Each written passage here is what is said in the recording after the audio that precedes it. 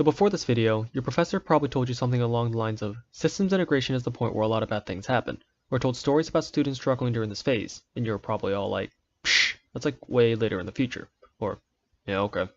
Well, I'm here to tell you that if I had one thing that I'd wished I'd been a little more aware about during my ENES100 experience, I would say it would be being prepared for systems integration. According to Wikipedia, systems integration is bringing together the component subsystems into one system, to ensure that the subsystems function together as a system.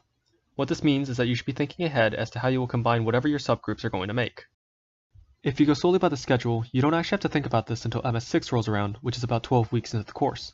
However, I would strongly advise you against this, as like Edward Murphy said, if anything can go wrong, it will. So our group, the Water Nation, did well during the earlier phases. We had difficulties here and there, such as a fried H-bridge and constantly breaking axles, but before integration, we were doing fine. Our code looked great in simulation, our H-bridge allowed for controlled turning, servos were functional, and we were making good progress on the mission system. And then we put it all together and it was like, oh. Okay. The worst part was that we couldn't even test out our navigation on the arena the week before the final presentation because some idiot changed the wiring and overloaded the Arduino. That idiot was also me, but that's besides the point. Fortunately, we were able to get our Arduino working again by the end and did pretty well for our final. So moral of the story, things will go wrong, and that's okay. No project has ever gone perfectly, so part of this class is learning to deal with these setbacks. That being said, the only real advice I can give is to integrate systems early to see how they work together.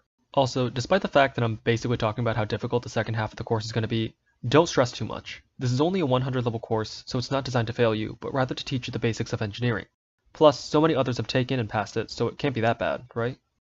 I'm going to end off with an analogy using a pizza bagel. If you want to create a pizza bagel, you may want to have one group focusing on the pizza aspect and another group focusing on the bagel aspect. Separately, both may look great, but put them together and you get an abomination. Before you try to sell this to consumers, it would be wise to come together to see where your combined design has flaws and adjust accordingly, such as compromising to use the base of the bagel as well as the sauce and toppings of the pizza. And in the end, whatever the product you make, you'll have learned something useful for your future cooking endeavors.